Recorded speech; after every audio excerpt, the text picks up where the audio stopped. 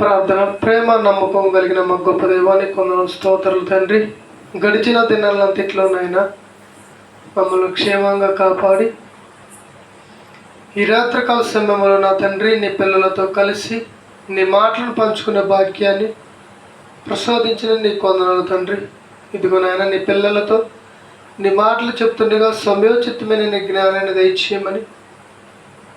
మరి ఇప్పటి వరకు నీ పిల్లలు పాటలు పాడారు తండ్రి, నిజంగా మీరు మహిమ పొందారు తండ్రి. నీ కొందనాలు నాయన. వాక్య భాగంలో వెళుతుండగా సమయోచితమైన జ్ఞానాన్ని నాకు దయచేయండి.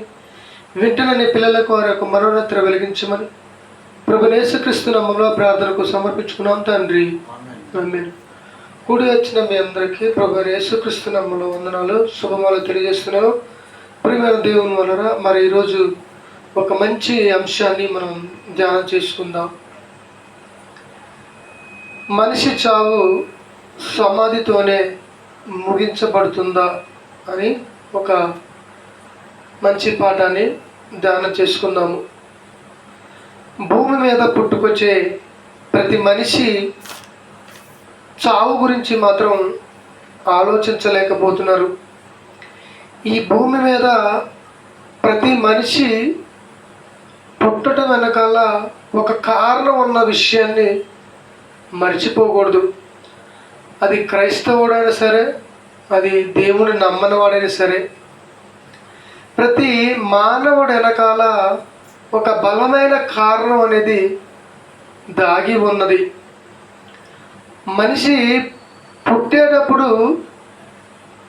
ఎలా పుడుతున్నాడు అంటే ఏమీ లేకుండా పుడుతున్నాడు. అంటే తను భూమి మీదకి వచ్చేటప్పుడు దిగంబరిగా వస్తున్నాడు. దిగంబరిగా అంటే తన ఎంత ఏమీ తీసుకొని ఈ భూమి మీదకి రావట్లేదు. తల్లి గర్భంలో ప్రవేశించేటప్పుడు అతడు ఎలా ప్రవేశిస్తున్నాడంటే ఒంటి మీద నూలు పోగు కూడా కనపడదు. అలాంటప్పుడు ఈ భూమి మీదకి వచ్చేటప్పుడు మనం ఏమీ లేకుండా ఎలాగైతే వస్తున్నామో పోయేటప్పుడు కూడా ఏమీ తీసుకొని పోము. మన సంపాదన అంతా ఎంతవరకు మనం దాన్ని మరి ఖర్చు చేయగలమో అంతవరకు సంపాదించుకుంటే చాలు. కోట్లు సంపాదించి మన ధనాన్ని కూడబెడుతున్నాం, కానీ దాన్ని అనుభవించలేనప్పుడు అది అవసరం లేదు. దేవుడు బైబిల్లో అదే చెప్పాడనమాట. బైబిల్ గ్రంథంలో నుంచి మనం కొన్ని మాటలు ధ్యానం చేసుకుందాం. ప్రియమైన దేవుని వలన ప్రసంగి గ్రంథము ఒకసారి మనం బైబిల్లోనికి వెళ్ళి ప్రసంగి గ్రంథాన్ని ఒకసారి చూసినట్లయితే ఈ సమయంలో ఏమంటే దానికంటే ముందు యోబు గ్రంథాన్ని చూద్దాం. యోబు గ్రంథంలో ఒకసారి చదవండి. 1వ అధ్యాయం 2వ అధ్యాయం 1వ అధ్యాయం యోబు గ్రంథము చదవాలి. గుర్తులేదా? 1వ అధ్యాయం.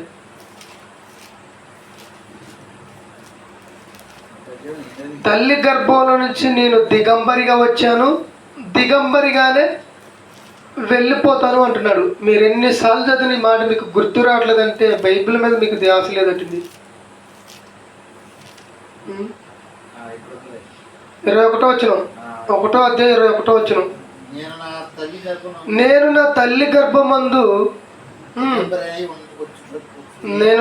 గర్భము నుండి దిగంబరై వచ్చి తిని దిగంబరునై అక్కడికి తిరిగి వెళ్ళదను. యెహోవా ఇచ్చాను, యెహోవా తీసుకుపోయాను. ఏమంటే నిజంగా మనం ఈ భూమి మీదకి వచ్చేటప్పుడు ఏమీ తీసుకొని రావట్లేదు అంటున్నాడు. అలాగే పోయేటప్పుడు కూడా ఏమీ తీసుకొని పోవట్లేదు అంటున్నాడు. అంటే మనిషి పుట్టిన దాని గురించి ఆలోచిస్తున్నాడు, కానీ చచ్చిపోయిన దాని గురించి ఆలోచించట్లేదు. మనం వచ్చేటప్పుడు ఎలా వస్తున్నాము భూమి మీద కంటే ఏమీ తీసుకొని రావట్లేదు. మరి వచ్చిన తర్వాతకి ఏంది? ఇది ఎంతగానంగా సంపాదిస్తున్నాం మనం. నేను వచ్చేటప్పుడు నా తల్లి గర్భంలో నేను ఏమీ పట్టుకొని రాలేదు కదా, పోయేటప్పుడు కూడా ఏమీ తీసుకొని పోను కదా, మరి ఇదంతా సంపాదించుకోవడం ఎందుకు నేను అనే ఆలోచన ఉందా ఈ భూమి మీద మనుషులకి? లేదు ప్రియమైన దేవుని వలన. ఏం ఆలోచిస్తున్నారు ఈ భూమి మీద మనుషులంటే? సంపాదన బాగా సంపాదించాలి, దానితో నేను బాగా బ్రతకాలి అని అనుకుంటున్నారు. కానీ ప్రియమైన దేవుని వల్లరా, మనం ఎంత సంపాదించినా కానీ దానిని పట్టుకొని పోయే అవకాశం దేవుడు మనకి ఇవ్వలేదు. ఏమండి? ఇవ్వనప్పుడు దాని గురించి మనం ఆరాటపడాల్సిన అవసరం లేదు, దాని గురించి ఆలోచించవలసిన అవసరం లేదు. ఎందుకంటే నువ్వు సంపాదించవచ్చు, సంపాదించకూడదని నేను వద్దనట్లేదు, కానీ నువ్వు అనుభవించేటట్టయితే దాన్ని ఎంతైనా సంపాదించుకో. ఏమండి? కోట్లు కూడబెట్టుకొని దాన్ని అనుభవించలేకుండానే ప్రాణం పోయిందనుకో, అది సంపాదించి మూల పెట్టుకుంటే సుఖం, మన ప్రాణం పోతే. అవునా కదా? అంతే మనిషి మరి పుట్టుక గురించి ఆలోచించాడు కానీ మరణం గురించి ఆలోచించలేదు. నేను అదే చెప్తున్నాను. మనిషి చావుతోనే సమాధిలో ముగించబడుతుందా? సమాధి తర్వాతకి ఏమి లేదా? చచ్చిపోయిన ప్రతి మనిషి సమాధి దగ్గరకు తీసుకుపోతున్నారు కదండి. ఎంతమంది సమాధి దగ్గరికి పోతున్నారు కానీ వాళ్ళకి జ్ఞానోదయం కావట్లా. క్రైస్తవులైనా మనకైనంతే, సమాధి దగ్గరికి పోతున్నాం, సమాధిలో పెట్టొస్తున్నాం, ఆ తర్వాతకి ఏం జరుగుతుందో మనం మర్చిపోతున్నాం. ఏమండి? పుట్టిన మనిషి చనిపోతున్నాడు, చనిపోయిన మనిషి సమాధికి పోతున్నాడు. సమాధికి పోయేటప్పుడు మనం నిజంగా ఆ సమాధిలో పెట్టేటప్పుడే మనకి అర్థమవుతుందా? ఈ మనిషి వచ్చేటప్పుడు ఏమీ తీసుకొని రాలేదు, పోయేటప్పుడు ఏమీ తీసుకోకుండా పోతున్నాడు అనే ఆలోచన మనకుంటే నిజంగా దేవుని గురించిన ఆలోచన మనకి ఉంటుంది. ప్రేమ దేవుని వల్ల చూడండి, హెచ్కేల్ గ్రంథము సమాధి దగ్గర పోయిన తర్వాతకి మనం ఆలోచించవలసిన మాటలు. హెచ్కేల్ గ్రంథం 37వ అధ్యాయము 13వ వచనం చూడండి ఒకసారి. హెచ్కేల్ గ్రంథము చదవాలి. 37:13 వచనం.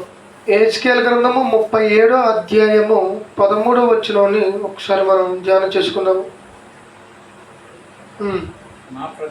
నా ప్రజలారా, నేను సమాధులను తెరిచి సమాధిలో ఉన్న మిమ్మల్ని బయటికి రప్పింపగా నేను యెహోవానై ఉన్నానని మీరు తెలుసుకొందురు. చూసారంటే ఇక్కడ దేవుడు ఏమంటున్నాడంటే, సమాధిలో నుండి మిమ్మల్ని నేను బయటికి రప్పిస్తాను అంటున్నాడు. అంటే సమాధిలోకి పోయిన తర్వాతకి బయటకు వచ్చే అవకాశం ఉందా? మనం అనుకుంటున్నా అంటే సమాధిలో పోయిన తర్వాత ఇంక అంతటితో జీవితం అయిపోయింది, ఇక జీవితం లేదు, సమాధిలో పోయినోడు మళ్ళీ తిరిగి లేవడు అని మనం అనుకుంటున్నాం. కానీ దేవుడు అంటున్నాడంటే, సమాధిలో ఉన్న మిమ్మల్ని ఒకనాటికి బయటికి తీసుకొస్తానని అంటున్నాడు. ఎప్పుడు తీసుకొని వస్తాడు బయటికి దేవుడు సమాధిలో నుంచి? అంటే క్రీస్తు 2వ రాకడలో. అప్పుడు సమాధిలో ఉన్న వారంతా ఏమండి బయటికి వస్తారు. అందుకనే యేసు ప్రభువు 2వ రాకడ కంటే ముందుగానే లేచారు కొంతమంది. అది ఒకసారి మనం చూద్దాం. ఏమండి మనకి అది ఆనవాళ్ళుగా మనకు అర్థమైంది. యోహాను సువార్త లేదా మత్తయి సువార్త అయినా చివరి అధ్యాయంలో ఉంటుంది మనకి. ఏమండి చివరి అధ్యాయంలో సమాధిలో ఉన్న వారందరూ కనపడతారు. చివరి అధ్యాయంలో ఉంటుంది మనకి.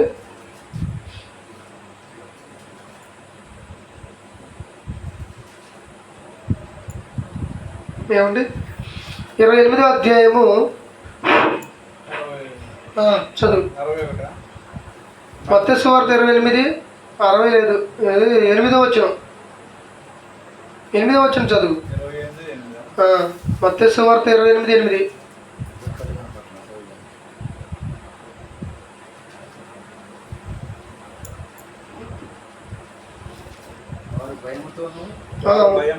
భయముతోను మహా ఆనందముతోను సమాధి యొద్ద నుండి త్వరగా వెళ్ళి ఆయన శిశువులకు ఆ వర్తమానాన్ని తెలుపు పరిగెత్తుచుండగా యేసు వారిని ఎదుర్కొని మీకు శుభమని చెప్పాను. వారు ఆయన వద్ద వచ్చి ఆయన పాదమును ముట్టుకొని ఆయనని మొక్కగా. మొదటిగా సమాధుల నుంచి ఎవరు లేచారంటే, ఇక్కడ మనం విషయం అర్థం చేసుకోవాలంటే యేసు ప్రభువు లేచారు. యేసు ప్రభువు చనిపోయిన తర్వాతకి తిరిగి లేచాడు అనేది మనం ఇప్పుడు ఇక్కడ చదువుకుంటున్నాం. ఏమంటే ఆయన చనిపోయినప్పుడు కూడా కొంతమంది లేచారనేది బైబిల్ యొక్క ఉద్దేశాన్ని మనం తెలుసుకుందాం. ఏమండి, యేసు ప్రభువారు చనిపోయి లేచాడంటే ఆయన ఎలాగైతే చనిపోయి తిరిగి లేచాడో మనము కూడా అలాగనే చనిపోయిన తర్వాతకి తిరిగి లేస్తామనే దాన్ని గుర్తు చేస్తున్నాడు యేసు ప్రభువారు. నిజంగా మనం ఎంతవరకు మనం ఈ విషయాన్ని గమనించగలుగుతున్నాము? సమాధి దగ్గరకు పోయిన ఇతను మరలా ఏదో ఒక రోజు తిరిగి లేస్తాడు అన్న ఆలోచన నిజంగా మనలో కనబడాలి. ఏమండి, యేసు ప్రభువారు తిరిగి లేచాడంటే అది ఆశ్చర్యమా కాదా? అంటే ఆశ్చర్యమేనండి. నిజంగా ప్రియమైన దేవుని వలన ఏమండి, యేసు ప్రభువారు చనిపోయి మరి పాతి పెట్టబడి 3వ దినం లేచాడు. మరి మనం 3వ దినం లేస్తామా? ఏమండి, యేసు ప్రభువారు చనిపోయాడు, బాగానే ఉంది. ఆయన 3వ దినం లేచాడు. ఆయన 3వ దినం లేవడం వల్ల మనకి ఈరోజు రక్షణ. కానీ మనం 3వ దినం లేచే అవకాశం మనకి లేదు. మనకి ఎప్పుడుందా అవకాశం అంటే ఏమండి, యేసుక్రీస్తు 2వ రాకడలో మనకి లేచే అవకాశం ఉంది కదా తప్ప ఇప్పట్లో లేచే అవకాశం మనకి లేదు. కానీ మనమైతే లేస్తాము అన్న మాట మాత్రం బైబిల్లో మనకి చాలా చోట్ల మనకి కనపడుతుంది. ఒకసారి లూకా సువార్త కూడా చూద్దాం. 20వ అధ్యాయము 28వ వచనాలు కూడా చూడండి ఒకసారి. 20వ అధ్యాయం లూకా సువార్త 20వ అధ్యాయం 38వ వచనం.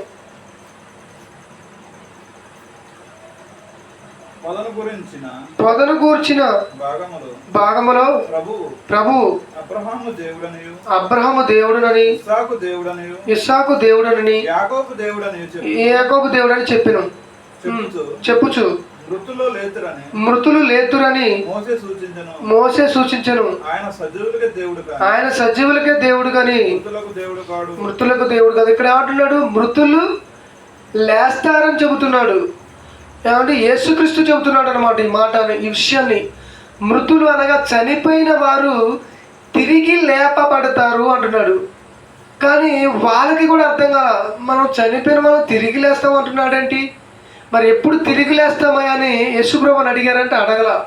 అంటే తిరిగి లేస్తామన్న విషయాన్ని ప్రియమైన దేవుని వల్ల వాళ్ళకి గుర్తు లేదా, లేకపోతే వారు ఆలోచించలేదా అనేది అది వాళ్ళ నిర్ణయానికి వదిలేయాలి.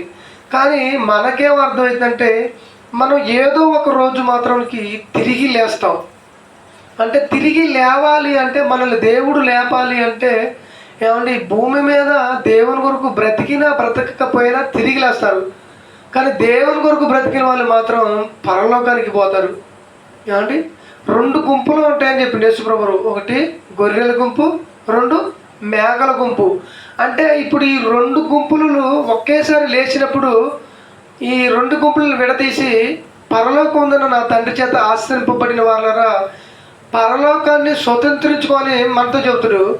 అలాగనే దేవుని కొరకు బ్రతకని వారు శపింపబడిన వాళ్ళరా ఇదిగో మీ కొరకు సిద్ధపరిచిన నిత్యాగ్ని దండలోనికి వెళ్ళిపోండి అని యేసుప్రభువు చెబుతాడు. అంటే మొత్తానికైతే చచ్చిపోయిన ప్రతి మనిషి సమాధిలో నుండి బయటికి వస్తారని బైబిల్ చెప్పడం మనకు అర్థమవుతుంది. నిజంగా ఆ కాలంలో ఏమంటే యేసు ప్రభువు చనిపోయి ఆ సమాధిలో పెట్టబడ్డప్పుడు నిజంగా ఏమంటే సమాధిలో ఇంకా పెట్టలేదనుకుంటా, క్షమించండి, సమాధిలో ఇంకా పెట్టలేన శిలవ మీద ఉన్నప్పుడే ఏమంటే శిలవలో ఉన్నప్పుడే చనిపోతారు అనమాట. చనిపోయినప్పుడు వీళ్ళందరూ లేస్తారు. దగ్గర ఒక 500 మంది లేస్తారనమాట. లేచిన తర్వాతకి వీళ్ళందరూ చూస్తారు. ఏమంటే చనిపోయిన వారందరూ లేచినప్పుడు ఏమంటే కొంతమందికి కనబడతారు వీళ్ళు. ఎందుకంటే సాక్ష్యాన్ని ఇవ్వడానికి ఏదో ఒకరోజు మనమంతా లేస్తాము, మనమంతా దేవుని సన్నిధానికి పోతాము అన్న విషయాన్ని మనకి బైబిల్లో కనబడిద్ది. అందుకని ప్రియమైన దేవుని వలన మనం ఆలోచించవలసిన విషయం ఏంటంటే మనము కూడా ఏదో ఒక రోజు చనిపోయి తిరిగి లేచే అవకాశం ఉంది. ఆ విషయాన్ని మనం గమనించాలి. యోహాను సువార్త 5వ అధ్యాయము 28వ వచనం కూడా చూడండి. యోహాను సువార్త 5వ అధ్యాయము 28వ వచనం. 5:28 దీనికి ఆశ్చర్యపడకండి. దీనికి ఆశ్చర్యపడకండి. ఒక కాలం వచ్చుతున్నది. ఒక కాలం వచ్చుతున్నది. ఆ కాలమున సమాధిలో ఉన్న వారందరూ ఆయన శబ్దం విని మేలు చేసిన వారు జీవ పునరుత్థానమును కీడు చేసిన వారును తీర్పు యొక్క పునరుత్థానమును బయటకు వచ్చేదారు. చూసారండి, మేలు చేసిన వాళ్ళు కీడు చేసిన వాళ్ళు బయటికి వస్తారు. ఏమంటే మేలు చేసిన వాళ్ళు అంటే మేలు చేయటం అంటే దేవుని కొరకు ఉన్నతంగా బ్రతికిన వాళ్ళు, దేవుని కొరకు కొందరిని రక్షించిన వాళ్ళు. మేలు చేయడం అంటే దేవుని పని చేయడం మేలు. ఇప్పుడు నేనున్నాను, మీకు దేవుడి వాక్యాన్ని చెప్పి మిమ్మల్ని దేవుడు నడిపిస్తుంటే ఇది మేలు. ఇలా మేలు చేసిన వాళ్ళేమో జీవ పునరుత్థానము, కీడు చేసినవేమో పాతాళానికి వెళ్తున్నారని యేసు ప్రభువు స్వయాన్ని చెప్తున్నాను. ఏమంటున్నా మళ్ళా చదువు.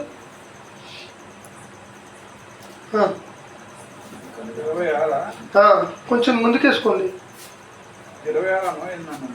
నేనా మా ఇది యెహోషువ 5:28 5:28. దీనికి ఆశ్చర్యపడకండి. ఒక కాలం వచ్చుచున్నది. ఆ కాలమున సమాధిలో ఉన్న వారందరూ ఆయన యొక్క శబ్దం విని మేలు చేసిన వారు జీవ పునరుత్థానమును కీడు చేసిన వారు తీర్పు యొక్క పునరుత్థానమును బయటకు వచ్చెదరు. నా అంతట నేను ఏమి చేయను, నేను వినున్నట్లుగా తీర్పు తీర్చుచున్నాను అంటున్నాడు. అవునండి ప్రియమైన దేవులకు చాలండి. ఇక్కడ యేసు ప్రభువు ఏమంటున్నాడంటే మేలు చేసిన వాళ్ళు కీడు చేసిన వాళ్ళు మరి బయటికి వస్తారు. వచ్చిన తర్వాతకి దేవుని కొరకు బ్రతికిన వాళ్ళేమో పరలోకానికి వెళ్తారు. ఇందాక మీకు ఇందా నుంచి చెప్తున్నాం కదా, యేసు ప్రభువారు మరి చనిపోతున్న సమయంలో లేచారన్నది. అది 27వ అధ్యాయంలో ఉంటుంది. మత్తయి సువార్త 27వ అధ్యాయము 52వ వచనం. ఏమండి, యేసు ప్రభువారు చనిపోయినప్పుడు తిరిగి లేచారని చెప్పారు కదా, చనిపోతున్న సమయంలో. అది అనమాట 27:51. అప్పుడు దేవాలయపు తెర పైనుండి కింద వరకు రెండుగా చినిగెను, భూమి వణికెను, బండలు బద్దలాయెను, సమాధులు తెరవబడినవి, నిద్రించిన అనేక మంది పరిశుద్ధులు శరీరాలతో లేచారంట. చూసారండి, ఎందుకు లేవాల్సి వచ్చింది? శరీరాలతోనే. యేసు దేవుని కుమారుడని నమ్ముటానికి లేచారు వాళ్ళు. ప్రియమైన దేవుని వల్ల ఆ కాలంలోనే ఎంతమంది కిందకి వేసారు కాంటారు, ఎంతమంది అని చెబుతున్నారు. చదువు కింద కంటిన్యూ చేయాలి. ఇప్పుడు చదువు కాదు. నిద్రించిన అనేక మంది పరిశుద్ధులు శరీరములు లేచెను. వారు సమాధుల్లో నుండి బయటకు వచ్చి ఆయన లేచిన తర్వాతకి పరిశుద్ధ పట్టణములో ప్రవేశించి అనేకులకు అగుపడిరి. శతాధిపతియు అతనితో కూడా యేసునకు కావలి ఉన్నవారును భూకంపమును జరిగిన కార్యాలన్నిటి చూసి మిక్కిలి భయపడి నిజముగా ఈయన దేవుని కుమారుడని చెప్పుకోరు. చూసారండి, యేసు ప్రభువారు శిలువ నుండి పలుకుతున్న మాటలన్నిటిని విన్నారు. 2, యేసు ప్రభువారు చనిపోయినప్పుడు నిద్రించిన వాళ్ళు అంటే చనిపోయిన వాళ్ళందరూ సమాధిలో నుండి బయటకు వచ్చారు. ఎంత ఆశ్చర్యంతటిని కలిగించి నిజంగా ఈయన దేవుని కుమారుడు, ఈయన నమ్ముకోండి అని విషయాన్ని అర్థం చేయడానికి వాళ్ళు బయటకు రావడం జరిగింది. ఏమంటే యేసు ప్రభువు బతికున్నంత కాలము ఆయన బోధ అర్థం కావలేదు, ఇప్పటికీ అర్థం కావట్లేదు అనుకోండి. యేసు ప్రభువు వారి జీవితంలో చాలామందికి అర్థం కావట్లా. తండ్రే యేసుక్రీస్తు రూపంలో వచ్చాడని, యేసుక్రీస్తు మళ్ళీ పరిశుద్ధాత్మ రూపంగా వచ్చాడని కనిపించేలో ఉన్నారు. ఏమండి, ముగ్గురు ఒకటే అనుకుంటారు. నేను ఒక విషయాన్ని చెబుతా, పరలోకంలో తండ్రి ఉండు, ఆయన యేసుక్రీస్తుగా వచ్చిండు. ఇప్పుడు యేసుక్రీస్తు తండ్రి అనుకోండి, మరి పరలోకంలో ఎవరున్నారు? ఖాళీయే కదా పరలోకం ఖాళీ అయినప్పుడు యేసు ప్రభువు పరలోకంలో తండ్రి అని ఎందుకు ప్రార్థన చేస్తాడు? చేయడు కదా. అంటే పరలోకంలో ఉండడం అనేమాటే కదా. ఏమండి, ఇప్పుడు నేనున్నాను, మాకు నా నాన్న ఉంటేనే డాడీ నాన్న అని పిలుస్తాం. ఆయన లేనప్పుడు నేనే ఆయన అయినప్పుడు ఇంక నేను నాన్న ఎందుకు వెళ్తా? ఏమండి, ఇది నిజంగా అర్థం కావట్లేదు జనాలకి. యేసు ప్రభువారి జీవితం ఆ కాలంలో కూడా అర్థం కాలేదు కాబట్టి ఆయన యొక్క మరణం ద్వారా కొందరు బయటికి వచ్చారు పరిశుద్ధులు, వాళ్ళ ద్వారాగా ఆయన యేసుక్రీస్తుని నమ్ముతారేమో అని. కానీ ఆనాటికి ప్రజలు ఆయన లేచినా కానీ నమ్మలేదండి. వాళ్ళందరూ లేచి చాలామందికి కనపడ్డారు, అయినా కానీ నమ్మలేని పరిస్థితి. ఈరోజు యేసు ప్రభు వారిని నమ్మటానికి ఏమంటే ఎంతమంది బోధకులు వచ్చినా, ఎన్ని బోధించినా కానీ నమ్మలేని పరిస్థితి. ఏమండి ప్రియమైన దేవుని వలన మనం ఆలోచించాలి. ఒక విషయం ఏంటంటే, చనిపోయిన తర్వాతకి మనము తిరిగి లేస్తామన్న విషయాన్ని మాత్రం గుర్తుపెట్టుకోవాలి. అదే యోహాను సువార్త 6వ అధ్యాయం 40వ వచనంలో చూడండి. యోహాను సువార్త 6వ అధ్యాయం 40వ వచనంలో, యోహాను సువార్త 6వ అధ్యాయము 40వ వచనంలో చూడండి. అక్కడ ఏం మాట్లాడుతున్నాడు యేసు ప్రభు వారు? యోహాను సువార్త 6వ అధ్యాయము, జనసమూహంలో కొందరు ఈ మాటలు విని నిజముగా ఈయన ప్రవక్త అనేది, మరికొందరు ఈయన క్రీస్తునుడి, మరికొందరు ఏమి క్రీస్తు గలీలా నుండి వచ్చిన, క్రీస్తు దావీదు సంతానం నుండి పుట్టి దావీదు ఉండిన బెత్లెహేము గ్రామంలో నుండి వచ్చునని లేఖనాలు చెబుతుంది అని. చూసారండి, వాళ్ళలో నమ్మకం లేదనమాట. యేసు ప్రభువారు డైరెక్టర్గా వీళ్ళకి ఎట్ట కనపడాలంటే ఒక దావీదు రాజులాగా కనపడాలి, అప్పుడు నమ్ముతారు వీళ్ళు. ఈయన పుట్టడం ఏమండి, పుట్టిన తర్వాత ఎక్కడేసింది మరియమ్మ గారు అంటే పశువుల పాకలు వేసేసరికి ఒక రాజు అయిన వాడు ఇలాంటి పరిస్థితి తెచ్చుకోవడం ఏంటి? రాజు అయిన వాడు రాజరికాన్ని పరిపాలించాలి కదా. ఏమండి ఒకనాడు యేసు ప్రభువారు రాజును చేద్దామని వస్తారండి, ఆయన వద్దని వెళ్ళిపోతాడు. అంటే ప్రియమైన దేవుని వలన ఈ మనుషులంతా ఎలా ఆలోచించారంటే, ఒక దావీదులాగా రాజ్యాన్ని పరిపాలిస్తాడని, ఒక మోషేలాగా రాజ్యాన్ని పరిపాలిస్తాడని, ఒక రాజులు పరిపాలించినట్టు రాజ్యాన్ని పరిపాలిస్తాడు అనుకున్నారే. కానీ యేసు ప్రభువారు ఈ లోక సంబంధమైన రాజ్యాల గురించి కదా అని ఆలోచించి చెప్పింది. ఏమండి సంఘాన్ని ఉద్దేశించి, పరలోకాన్ని ఉద్దేశించి దానంతటికి నేను రాజును అన్నాడు, ముల్లోకాలకి నేను రాజును అన్నాడు. ఏమండి ముల్లోకాలకి ఆయన ఎవరు? రాజు. యేసు ప్రభువారు రాజు. వీళ్ళు కేవలం ఈ భూమిని వరకే పరిమితం చేస్తున్నారు రాజుగా, కానీ తండ్రి అయిన దేవుడు ముల్లోకాలకి ఆయన రాజును చేయాలని ఆయన తండ్రి అయిన దేవుడు. వీళ్ళు లోక సంబంధమైన రాజును చేసుకోవాలనుకుంటున్నారు, కానీ దేవుడేమో అసలు మొత్తానికి రాజును చేయాలి. దేవదూతలకి, మనుషులకి, ఏమండి ఈ భూమి మీద బతికున్న వాళ్ళకి, అక్కడ చచ్చిపోయిన వాళ్ళకి, అందరికీ రాజు ఆయన. వీళ్ళేమో లోక సంబంధంగా ఆలోచిస్తున్నారేంటి అంటే, ఆ రోజు వాళ్ళకి అర్థం కాలేదు. కొందరు ఏలియా వచ్చింది అనుకుంటారు, అంటే చచ్చిపోయిన వాళ్ళు పుడతారని ఒక ఆలోచన వాళ్ళలో ఉంది. ఎందుకంటే మోషే కాలంలోనే చెప్పాడు, నా వంటి ఒక ప్రవక్త మీ సహోదరులో నుండి వస్తాడని చెప్పాడు కదా. ఒకలా ఏలియా వచ్చిందా, లేకపోతే ఒక మోషానా అని ఇలాంటి డౌట్తోనే వాళ్ళు ఉండిపోయారు. కానీ యేసు ప్రభువుని నేను నమ్మలేని పరిస్థితి అనమాట. ఈరోజు కూడా అదే డౌటు, తండ్రే యేసుక్రీస్తుగా వచ్చాడని, ఆ యేసే మరలా పరలోకంపై పరిశుద్ధాత్మగా వచ్చాడని. ఏమంటే ఊరికే పొయ్యి రావడానికి ఆయనకి ఏం పని లేదండి, పరలోకానికి పోయి ఖాళీ చేసి రావడానికి. ఒకసారి ఏమో యేసుక్రీస్తుగా వచ్చి మరలా పరలోకానికి పోయి మళ్ళీ ఖాళీ చేసి పరిశుద్ధాత్మగా రావడానికి ఇంకా ఆయనకి ఏరే పని ఏం లేదా? ప్రియమైన దేవుని వలన బైబిల్ అర్థం కాలేదు. తండ్రి ఉన్నాడు, కుమారుడైన దేవుడు ఉన్నాడు, పరిశుద్ధాత్మ దేవుడు ఉన్నాడు, ముగ్గురు ఉన్నారు. వీళ్ళు ముగ్గురు ఉండడానికి కారణం బైబిల్ గ్రంథంలో మనం ఆలోచిస్తే ఆది కాండంలోనే అర్థమైపోయింది. ఏమంటే మొదట్లో చూడండి, అసలు ఆది కాండం మొదటి అధ్యాయంలోనే, ఆది కాండం మొదటి అధ్యాయం మొదటి వచ్చిన వాళ్ళు ఏమంటున్నాడు అక్కడ? ఆది అందు ఎవరున్నారు? చూడు ఇక్కడ చదవండి, ఒక్క మాట చదివి ఆపాల. ఆది అందు ఎవరున్నారు? దేవుడు.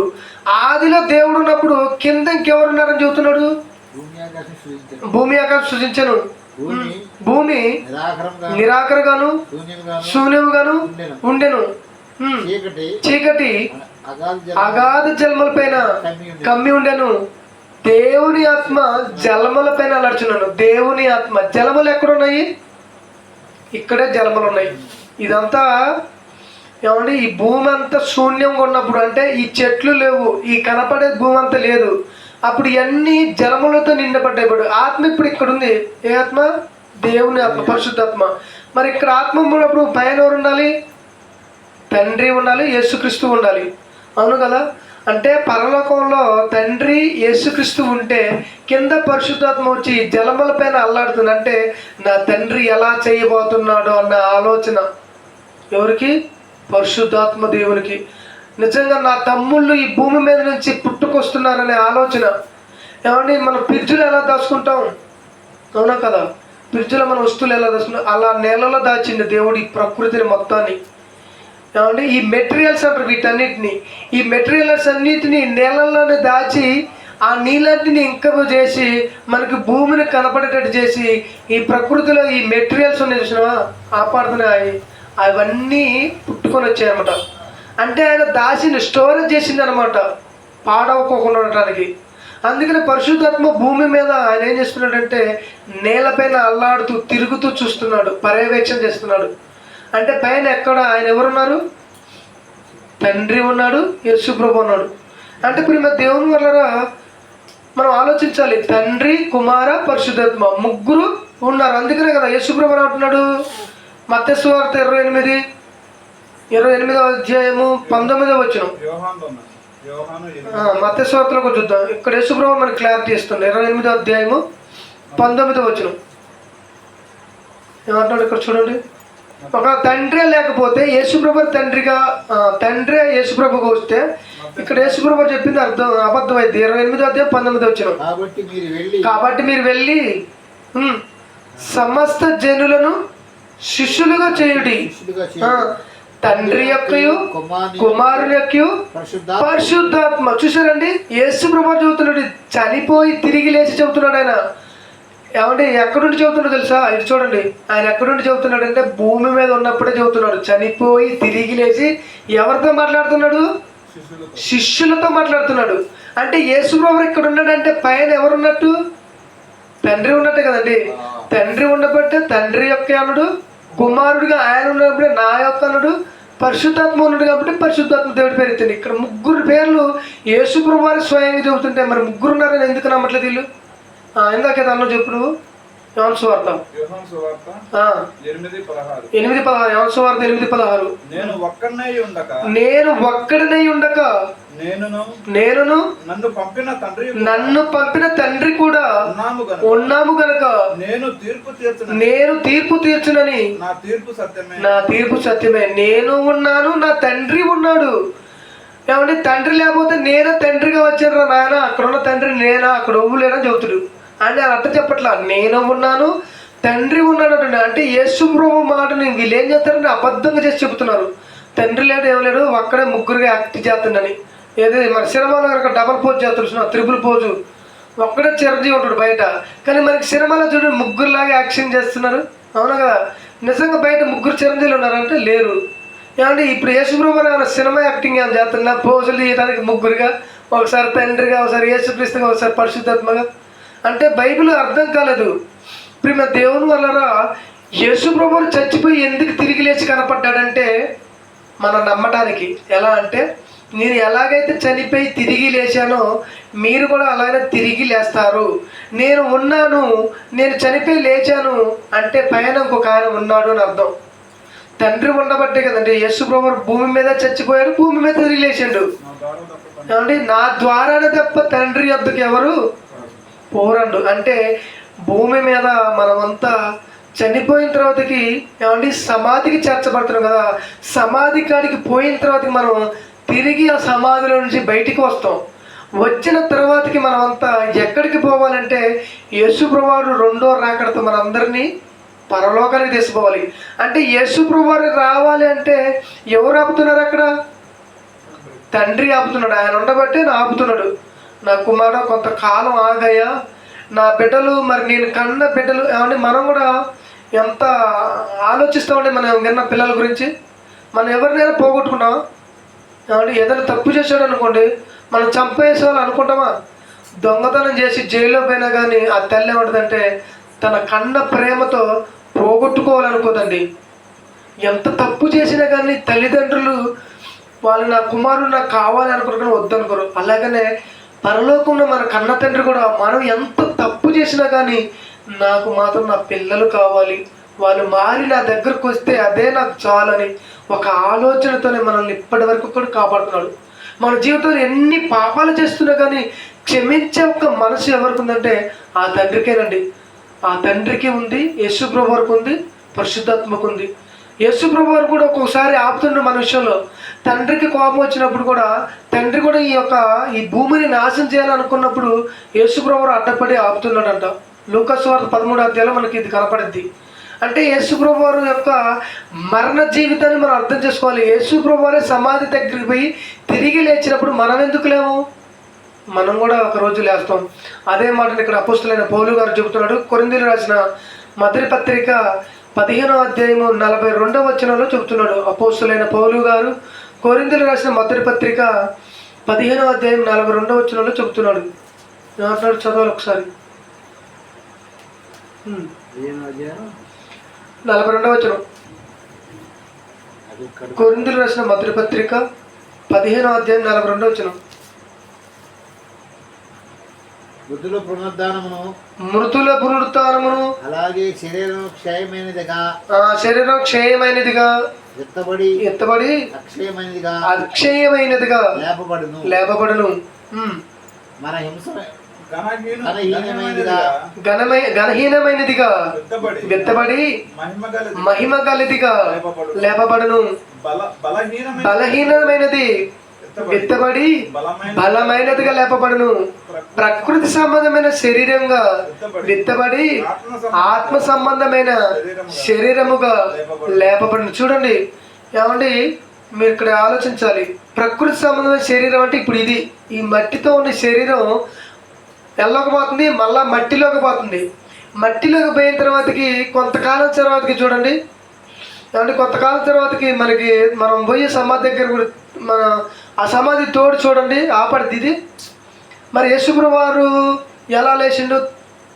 మరి అపోస్తలుడైన పౌలు గారు లేస్తారని ఎలా చెబుతున్నాడు? ఏ దేహంతో లేస్తారని చెబుతున్నాడు? మహిమ శరీరం. అంటే ఈ కళ్ళతో మనం చూడలేము దాన్ని. అందుకని యేసుప్రభువు వారు చచ్చిపోయినప్పుడు చూడండి ఏమంటే ఈ శిష్యులంతా ఇట్లా మేడ గదిలో కూడుకుంటారు. వాళ్ళు కూడుకున్నప్పుడు ఆయన వెళ్తారనమాట. వెళ్ళినప్పుడు వాళ్ళు చూడలేవరు. ఏం చేస్తాడంటే యేసుప్రభువు వారు ఒక రొట్టెను తీసుకొని ప్రార్థన చేసి వాళ్ళకి ఇస్తే వాళ్ళు తిన్న తర్వాతకి అప్పుడు ఆయనని గుర్తుపడతారు. ఏమండి మనకి ఈ 3 సువార్తలలో కనపడుతుంది. ఒక సువార్తలో అంటే ప్రేమ దేవుని వల్ల మహిమ దేహం అనేది అందరికీ కనపడుతుంది, మనకైనా కనపడదు. ఏమంటే మనం చచ్చిపోయిన తర్వాతకి సమాధి పెట్టిన తర్వాతకి ఆ యొక్క ఎముకలన్నీ కుళ్ళిపోతాయి. కుళ్ళిపోయినా కానీ నీ శరీరం అక్కడ లేకపోయినా కానీ దేవుడు మహిమ శరీరాన్ని ఇచ్చి నిన్ను అందులో నుంచి మళ్ళీ బయటికి తీసుకొస్తున్నట్టున్నాడు. కానీ ప్రకటన గ్రంథంలో కూడా ఒక మాట అక్కడ రాయబడింది. ఒక మాట చూడండి ఏమండి, చచ్చిపోయిన వాళ్ళు ఎక్కడ నుండి అప్పగింపబడుతున్నారో ప్రకటన గ్రంథం 20వ అధ్యాయం 13వ వచనంలో కనపడుతుంది మనకి. ప్రకటన గ్రంథం 20వ అధ్యాయము 13వ వచనంలో చూడండి. ముగిస్తాను. సముద్రమును తనలో ఉన్న మృతులను అప్పగించును. మరణమును పాతాళ లోకమును వాటి వశమునైన మృతుల అప్పగించును. వారిలో ప్రతివాడు తన క్రియల చొప్పున తీర్పు పొందును. చూసారంటే సముద్రంలో ఉన్న వారిని కూడా అప్పగించింది అన్నాడు. ఏమంటే సముద్రంలో చచ్చిపోయారు అనుకోండి, కొన్ని శవాలు దొరకవు, అవును కదా? అవి ఏ పడితే అవి పీక్కుతుంటాయి, అవునా కదా? అంటే సముద్రంలో ఉన్న చచ్చిపోయినా కానీ వారి యొక్క ఏమండి మహిమ దేహంతో లేచి ఏమంటే ఈ సముద్రం అంట దేవుడికి అప్పగించుతుందంట. అంటే సముద్రంలో పోయినవాడే తిరిగి లేస్తుంటే సమాధిలో పోయినవాడే లేవడా? లేస్తాడు. అంటే ఏదో ఒక రోజు లేచే అవకాశం ఉంది. దీన్ని మన మనసులో పెట్టుకోవాలి. చనిపోయిన ప్రతి మనిషి లేస్తాడు. యేసుప్రభువు వారు మొట్టమొదటిగా లేచి చూపించాడు. ఎలాగైతే ఆయన చనిపోయి తిరిగి లేచాడో మనం కూడా లేస్తామని. కానీ యేసుప్రభువు వారు తిరిగి లేచాడనే విషయాన్ని ఆనాడు ఇశ్రాయేలీయులు నమ్మలేదు. ఈరోజు కొంతమంది కూడా నమ్మట్లేదు. దేవుని నమ్మని వాడు నమ్మట్లేదు. యేసుప్రభు చరిత్రలో లేదంటున్నాడు, యేసుప్రభు చనిపోయి తిరిగి లేదంటున్నాడు. ఎన్నెన్నో వాళ్ళందరూ వాగుతున్నారు. వాళ్ళని పట్టించుకోవద్దు. మనం ఏంటి అంటే ఒక దేవుణ్ణి బైబిల్ని నమ్ముకోవాలి తప్ప మనుషులను నమ్ముకోవద్దు.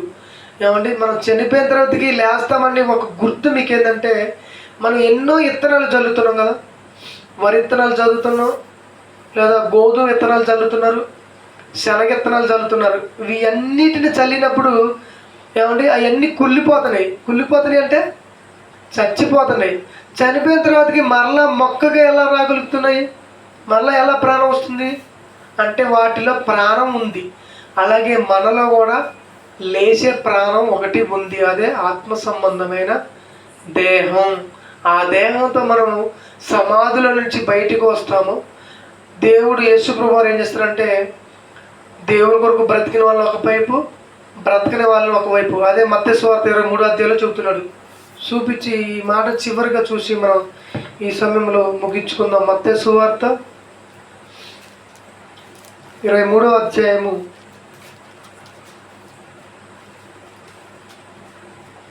23 కాదు 25వ అధ్యాయం, క్షమించండి. మత్తయి సువార్త 25వ అధ్యాయం 31వ వచనం.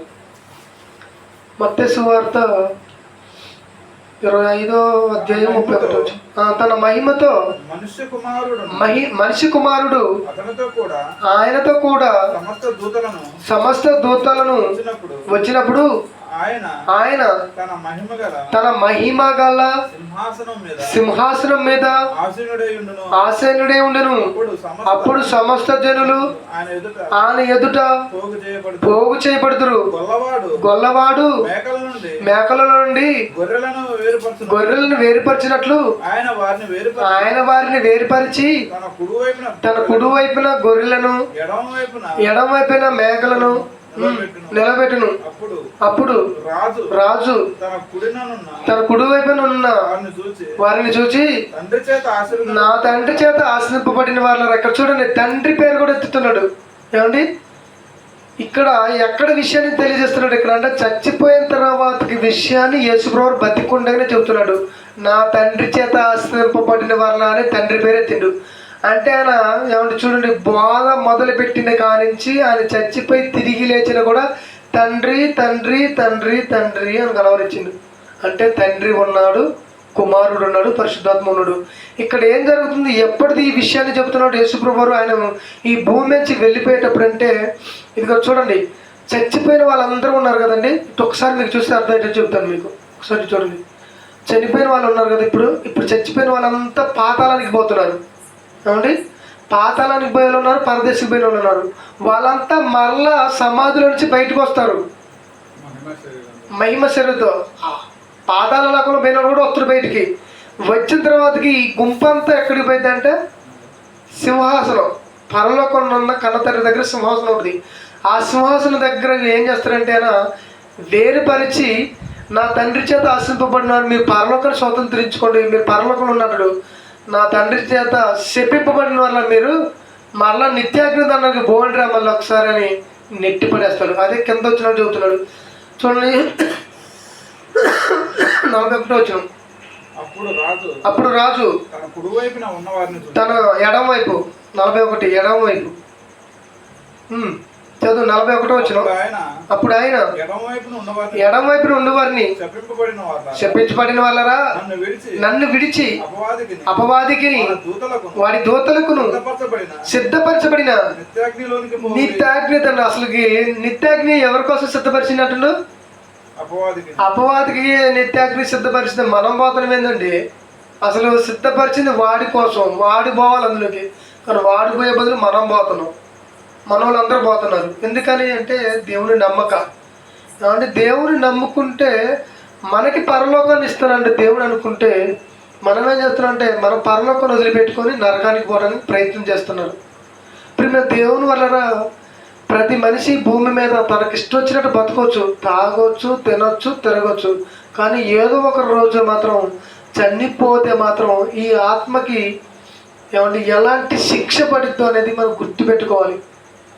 భూమి మీద ఉండొచ్చు, ఎన్ని కోట్లైనా సంపాదించవచ్చు, ఎన్ని రంగురంగు బట్టలైనా వేసుకోవచ్చు, ఎలాంటి యథవేషాలని వేసుకోవచ్చు ఈ భూమి మీద. ఎంతవరకు అంటే నువ్వు ఉన్నంత వరకే. మరి చచ్చిపోయిన తర్వాత పరిస్థితి ఏమండి? మన కళ్ళ ముందే ఎన్నో విత్తనాలు వేస్తున్నాం కదా, ఆ విత్తనాలు భూమిలోకి పోయి అయ్యి మలుస్తున్నప్పుడు మరి మనం ఎందుకు మళ్ళీ లేవని ఆలోచించలేదు? ఆ వేలేస్తున్నప్పుడు మనం కూడా లేస్తాము. అంటే ఇప్పుడు మేము దేవుని వల్ల భూమి మీదకి వచ్చేటప్పుడు దిగంబరిగా ఎలాగైతే వచ్చామో పోయేటప్పుడు కూడా దిగంబరిగానే పోతాం. ఎన్ని సంపాదించినా ఆడ పడేసిపోవడమే. కనీసం మన ఒంటి మీద మొలతాడు కూడా పట్టపోం. ఏమండి? ఇన్ని రోజులు ఉంటుంది మన ఒంటి మీద మొలతాడు, అవునా కాదా? మన ఒంటి మీద ఇప్పుడు నేనున్న ఇది వాచ్ పెట్టుకున్న ఎంతసేపు ఉంటుంది? తర్వాత పోయేటప్పుడు ఇది కూడా నా ఎమ్మటి వచ్చిద్దా అంటే ఏది రాదు. అంటే ఇప్పుడు మన దేవుని వల్ల ఒకటే, మనం పోయేటప్పుడు తీసుకొని పోవాల్సింది మనం చేసిన సత్క్రియలు. ఆ క్రియల ద్వారా మన పరలోకానికి చేరగలుగుతాం. కలుసుకొని ప్రార్థిస్తాం. ప్రేమ నమ్మకం కలిగిన మా గొప్ప దేవానికి కొందరు స్తోత్రాలు తండ్రి. గడిచిన దినాలంతట్లో నేను మమ్మల్ని క్షేమంగా కాపాడారు. నీ పిల్లలకి ఇప్పటి వరకు నీ మాటలు తెలియజేశాను తండ్రి.